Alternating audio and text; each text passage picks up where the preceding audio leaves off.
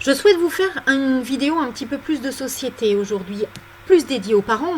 Je ne perds pas pour autant mon aide éducative que je propose aux parents, mais aujourd'hui, remettons déjà notre société un peu à plat. En France, la moyenne d'âge pour la première maternité des femmes, c'est 28 ans. Bien entendu, il y en a qui feront avant ces 28 ans, mais il y en a qui feront aussi beaucoup plus tard. Presque une décennie nous sépare de la première maternité de nos mères.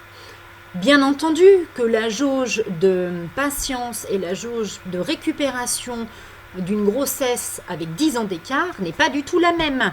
C'est une évidence. Ça veut aussi dire qu'on a attendu pour avoir ces enfants, qu'ils sont, qu'on les a sur le tard, donc on peut les avoir attendus et du coup leur arrivée nous est déjà essentielle.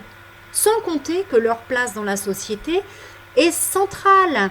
C'est-à-dire que la place qu'occupent nos enfants dans notre société n'était pas celle que nous occupions, nous, enfants, dans la société de nos parents. Et oui, entre, on va dire, de 30 à 50 ans d'écart avec la place que nous avions, nous, à l'époque, bien entendu, les paramètres sont diamétralement différents. Enfin, il y a aussi un autre contexte qui va être là pour remettre de l'huile sur le feu, sur nos propres peurs.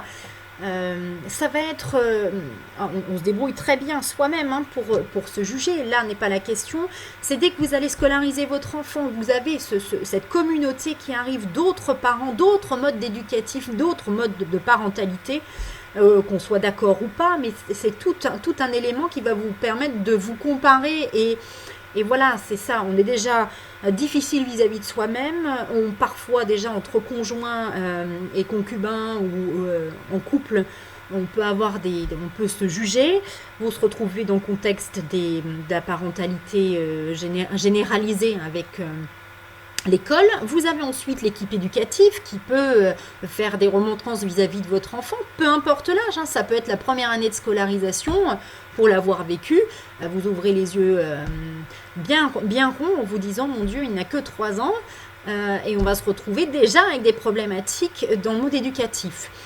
Ou encore, vous avez vos parents qui portent un jugement sur l'éducation que vous portez à vos enfants.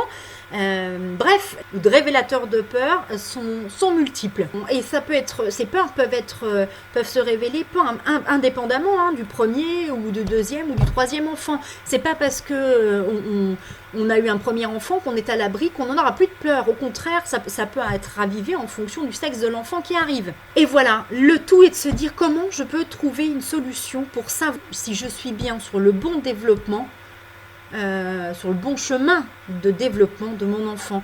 C'est ça la question. La solution que je vous apporte, elle est là. C'est de savoir qui vous avez en face de vous. Voilà, de mieux le connaître, puisque quelque part, ça a beau être l'extension de vous-même, il n'est pas en mesure de vous expliquer ni comment vous faire entendre, ni comment vous faire écouter, ni comment communiquer avec lui.